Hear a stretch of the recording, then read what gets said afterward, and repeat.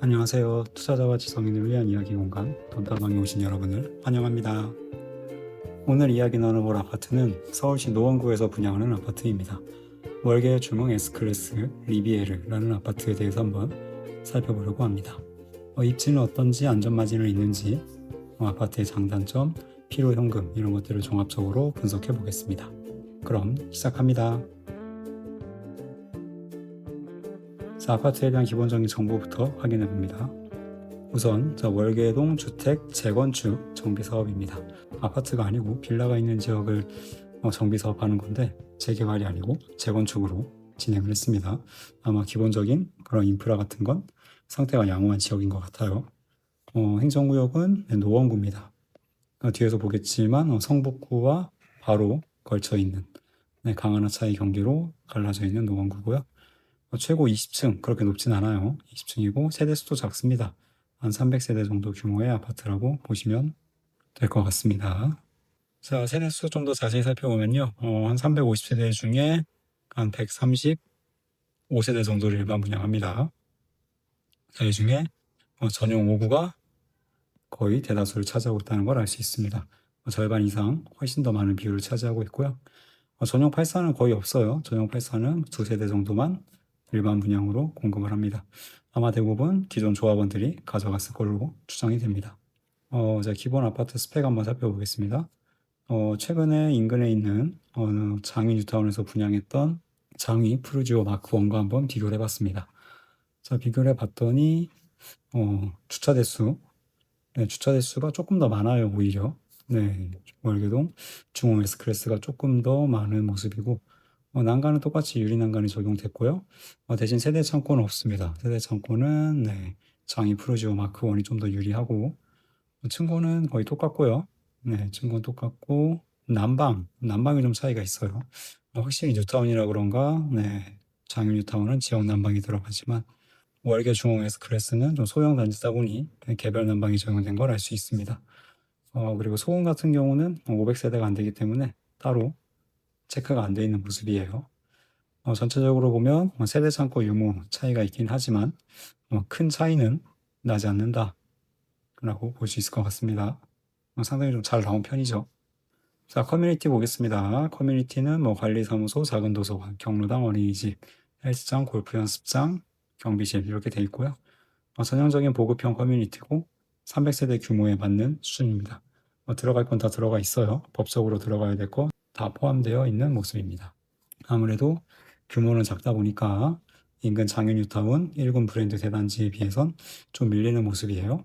아까 봤던 프루지오 같은 경우는 사우나 같은 게 들어가 있는데 그런 걸 300세대에 넣기는 쉽지 않죠.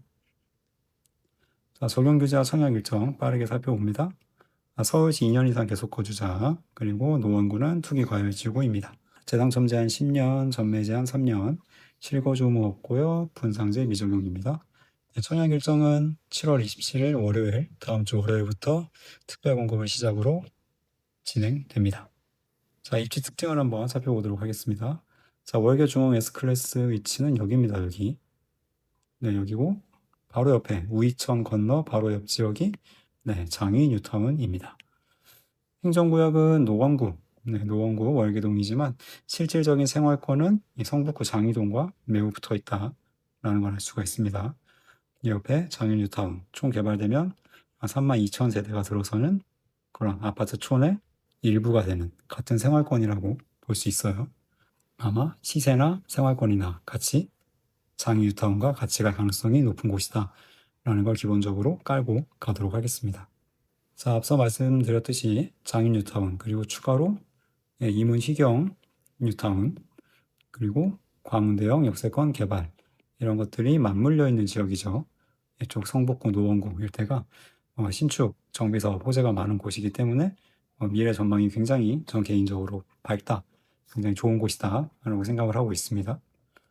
서울 동부권 최대 규모 신축 밀집 지역 대단지가 될 곳이기 때문에 이에 상응하는 인프라나 학군이나 이런 것들이 어느 정도 수준으로는 갖춰질 거라고 보고 지금과는 전혀 다른 모습의 그런 지역이 되지 않을까라고 예상을 하고 있습니다.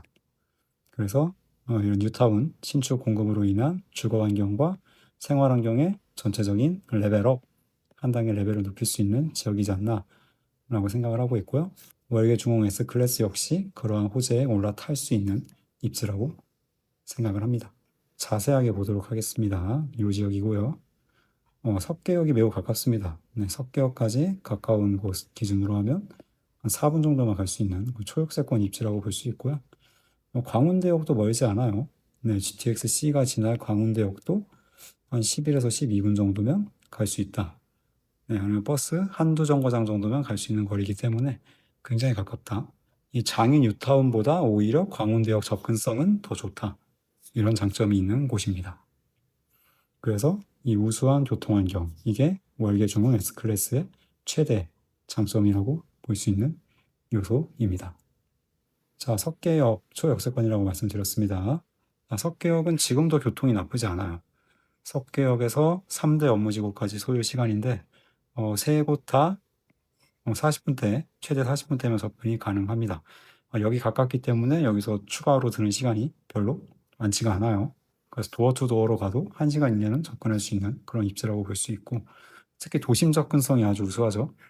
네, 도심 접근성은 환승 없이도 30분 이내로 갈 수 있고, 광운대역에서 GTX-C가 개통되면 조금 부족할 수 있는 강남 접근성이 보완이 됩니다. 그렇기 때문에 이 지역 자체가 지금 굉장히 가격이 많이 오르고 있는 그런 추세인 거죠. 자, 학교 한번 보겠습니다. 자, 학교는 서울 선곡초등학교 이 학구 지역인데요. 거리는 한 6분? 네, 멀지 않아요. 초포만 아니지만 그렇게 멀진 않다 알 수가 있고, 이 학교 같은 경우는 전교생이 500명대인데 서울에서 500명대면 한 중위권, 서울에 있는 600개 학교 중에 한 300위 전후거든요. 요즘은 학군을 학생 수로 판단하는 그런 경향이 있기 때문에 이 정도면 학군도 그렇게 엄청 나쁘다고 보기는 어렵지 않나. 한 중간 정도는 되는 그런 지역이다.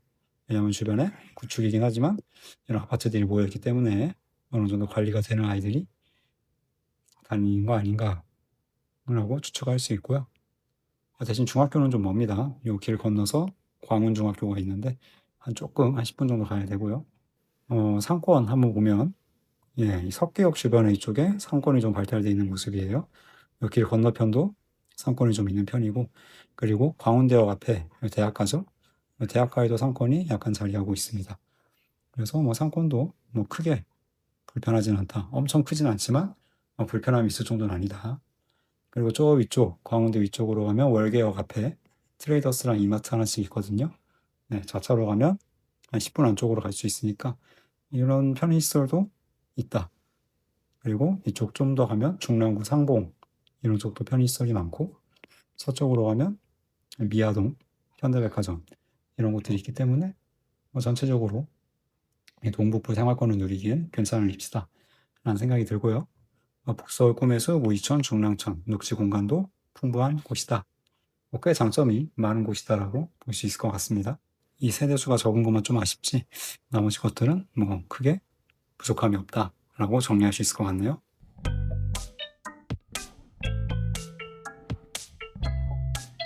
자, 분양가 보겠습니다. 자, 분양가는 이렇게 나왔는데요. 59A 기준 최고가가 12억 6천, 84A 기준 20층 기준으로 14억 9,900, 거의 15억이라고 봐야죠. 15억에 나왔습니다. 자, 발코니 확장 시스템 에어컨 비용 2천만 원대고요. 최종 분양가 합치면 59A는 12억 후반, 84A는 15억 초반대라고 볼 수가 있습니다. 그래서 아까도 말씀드렸듯이 장인 뉴타운과 생활권, 시세를 같이 공유하는 곳이기 때문에 장인 뉴타운 가격과 비교를 해봐야 될 것 같아요. 그래서 우선 이 장인 프루지오 마크1과 비교를 해보도록 하겠습니다. 자, 이 두 아파트는 입지는 완전히 같진 않아요. 완전히 같진 않지만 어쨌거나 인근에서 최근 분양한 아파트라서 분양가를 가져와 봤습니다. 자, 장인 프루지오 마크1이 당연히 비싸죠. 여기는 거의 장인 뉴타운의 대장급 아파트고 1군 브랜드 대단지, 구역대 신평초를 다 갖춘 곳이기 때문에 사실 비교 자체가 안 되는 곳이긴 합니다. 그래서 가격을 보면 월계중앙 S클래스는 장인 프루지오 마크1의 85에서 한 88% 정도 수준이에요. 80%대 수준이고, 가격으로만 보면 한 13에서 17% 정도 분양가는 낮게 책정이 되어 있다는 걸 알 수가 있습니다. 이 정도 차이가 맞느냐, 이거를 보면 되는 거죠, 우리는. 자, 그리고 입지적으로 유사한 장인 뉴타운의 아파트는 이 프루지오 라디우스 파크예요. 우이천 바로 건너면 있는 장위 6구역. 이미 분양을 했고 지금 열심히 공사 중이고 이제 입주를 곧 앞둔 그런 아파트라고 볼 수가 있겠습니다. 자, 이 아파트의 가격을 좀 보면 84는 16억 4,700만 원의 최고가 거래가 찍혀 있고요. 5구 같은 경우는 거래가 너무 옛날이어서 최근 호가를 가져왔습니다. 호가는 한 15억부터 올라가 있는 상황이에요. 그래서 요거를 기준으로 보면 월계 중앙 S클래스는 한 84에서 91% 정도의 그런 분양가로 책정이 됐습니다. 가격은 한 8에서 한 14% 정도 낮게 책정이 된 거죠. 아까랑 비슷하죠? 예, 프루지오 마크원이랑 비슷한 상황인데 종합적으로 보면 장유뉴타운의 신축 대비 한 8에서 17%가량 저렴하게 책정이 되었다라고 볼 수가 있습니다. 자, 비슷한 사례를 서울에서 좀 찾아봤습니다. 예, 소규모 단지와 대규모 단지, 비슷한 입지, 비슷한 연식, 가격 차이가 얼마나 나는지 한번 봤어요. 당연히 대단지가 더 비싸겠죠? 당연히 대단지가 비싼데 그 차이를 한번 보겠다 이겁니다. 자, 첫 번째 예시는 강동구에 있는 이 강동 에코포레란 아파트와 강동 헤리티지 자이 이 두 아파트인데요. 네, 세대수 차이가 좀 나죠? 네, 1000세대 가까이 나는 차이고 연식은 오히려 대단지 쪽이 조금 더 앞서 있는 모습입니다. 자, 이 경우 가격 차이가 한 10% 정도 났습니다. 네, 이 예시에서는 평당 가격, 아실의 평당 가격 기준으로 한 10% 차이가 났다. 자, 다음 사례는 성북구에 있는 인근에 있는 아파트예요. 북서울 꿈의숲 옆에 붙어 있는 두 아파트, 꿈의숲 한신더유, 꿈의숲 해링턴 플레이스.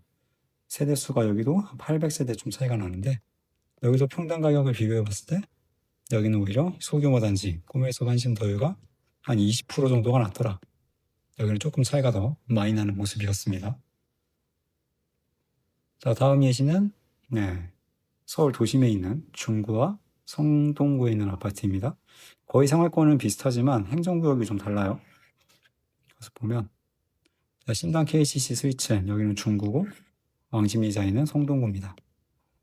자, 단지 규모를 보면 한 500세대 정도 차이가 나죠. 자, 평당 가격을 비교해 봤을 때 여기는 소규모 단지가 한 8% 정도 좀 낮게 가격이 책정이 돼 있다. 이렇게 보시면 되고요. 다음 마지막으로 힐데스하임과 강동 중흥 S클래스 이 두 아파트를 비교해 봤는데 가격 차이로 보면 실거래 기준으로 봤을 때 소규모 단지인 힐데스하임 1005가 가격이 한 17% 정도 낮게 형성이 되어 있는 걸 확인을 할 수가 있었습니다. 그래서 이걸 통해 봤을 때 소규모 단지가 확실히 인근 대단지에 비해서 싼 거는 확실하고요. 비율은 좀 차이가 심했죠. 8에서 20% 정도. 이제는 스펙트럼은 좀 넓게 분포가 되어 있는 상황이었습니다. 그래서 일괄적으로는 정하기는 힘들지만 월계 중흥 S클래스 아까 8에서 한 17% 정도 된다고 했잖아요. 장인 뉴타운 대비. 그래서 이 스펙트럼 안에 일단 들어오기 때문에 크게 그렇게 분양가가 비싸진 않은 것 같다. 적정 가격으로 책정이 되었다라고 판단할 수 있을 것 같습니다. 그다음에 인근 구축 아파트 대비해서도 시세를 한번 비교해 봤습니다. 자, 바로 옆에 있는 월계 현대아파트 1200세대 대단지고 26년차 구축이고요. 월계 중흥 S클래스랑은 거의 한 30년 차이가 나는 그런 아파트인데요. 이 11억 기준으로 보면 한 4억 3천만 원 정도 차이가 납니다. 비율로 따지면 한 40%가 더 비싼 거죠. 인근 구축 대비 40%가 더 비싼데 30년 연식에 40% 차이면 연도별 감가 적용하면 크게 그렇게 비싼 건 아닙니다. 적당 정도 비율로 형성이 된 것 같아요. 그래서 이 주변 구축과 비교해 봐도 이 월계 중흥 S클래스 리비에르가 크게 그렇게 비싸지는 않다라고 볼 수 있을 것 같습니다. 자, 자금 계획을 한번 살펴보도록 하겠습니다. 자금 계획은 5구 A 같은 경우는 40% 대출 받을 수 있죠. 그리고 잔금 기준 시 뭔가 시세가 오른다, 감정평가액이 오른다고 하면 대출 가능 금액은 더 올라갈 수 있습니다. 그리고 옵션 비용, 중도금 이자, 취득세 이런 것들 더하면 한 8억 중반 정도면 우리가 실거주할 수 있다, 청약 가능하다 볼 수 있고요. 84 같은 경우는 14억 9,900만 원이지만 이거 15억 이상으로 봐야죠, 사실상. 그러면 대출 가능 금액 4억으로 줄어듭니다. 그렇기 때문에 12억은 있어야 돼요. 분양가 차이는 한 2억 5천만 원이지만 실제 현금 차이는 거의 한 4억 가까이 차이가 나게 됩니다. 그렇기 때문에 상당히 좀 5구, 상대적으로 현금이 적게 필요한 5구가 인기가 좋지 않을까 라고 예상을 한번 해봅니다. 자, 하지만 서울 뭔가 300세대 그런 나홀로 아파트급 규모의 신축, 강북 신축도 이제 거의 가용연금 8억은 있어야 청약을 할 수 있다. 이게 서울 부동산의 현실이다라고 볼 수 있겠네요.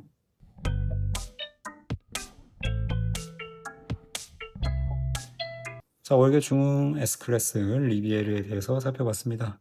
자, 정리를 한번 해보면요. 자, 바로 옆에 장윤뉴타운이 있는 그런 소규모 300세대 규모 아파트였고요. GTX-C나 주변의 정비사업, 뉴타운 사업, 광운대 역세권 개발 사업 이런 호재가 굉장히 많은 아파트였습니다. 자, 비교 기준으로 살펴봤던 장윤 뉴타운들의 그런 1군 브랜드 아파트들보다 당연히 저렴했고요. 한 8에서 한 17% 정도 저렴한 그런 모습이었고, 그렇기 때문에 좀 상품성이 떨어지긴 하지만 나름 가성비로는 접근이 괜찮은 그런 아파트라는 생각이 들었습니다. 그리고 기준 준거를 어디로 삼느냐에 따라 안전마진은 조금 유동적으로 바뀔 수 있을 것 같아요. 저는 장윤뉴타운을 기준으로 봤지만 광운대 역세권, 서울원 아이파크를 기준으로 보신다면 안전마진이 조금은 더 생길 수 있지 않나. 장윤뉴타운보다 서울원 아이파크가 조금 더 시세가 높기 때문에 이 경우에는 안전마진도 좀 있을 수 있다라는 생각이 들고요. 현금 12억, 아까 같은 경우는 84 기준 현금 12억이었죠. 5구는 8억 원대. 이 정도 있어야 서울 신축 청약이 가능하기 때문에 부모의 도움을 받지 않는 그런 청년 신혼부부라면 이제 서울에서 서울 신축 아파트에서 신혼을 시작하는 건 거의 이제 불가능한 미션이 되었다. 근데 뭐 어떻게 보면 다른 선진국과 비교해 봤을 때 크게 이상한 모습은 아니다. 일반 다른 선진국에서도 신혼부부가 모두가 선망하는 새 집에서 내 집 마련을 해서 결혼 생활을 시작하는 경우는 거의 없다. 네, 그렇기 때문에 이제 우리나라도 선진국 모습이라고 어느 정도 인정하고 이런 자산의 차이를 인정하고 가야 되는 시대가 오지 않았나 생각이 들게 되네요. 자, 오늘 영상은 여기까지입니다. 시청해주신 여러분 감사하고요. 네, 좋은 하루 되세요.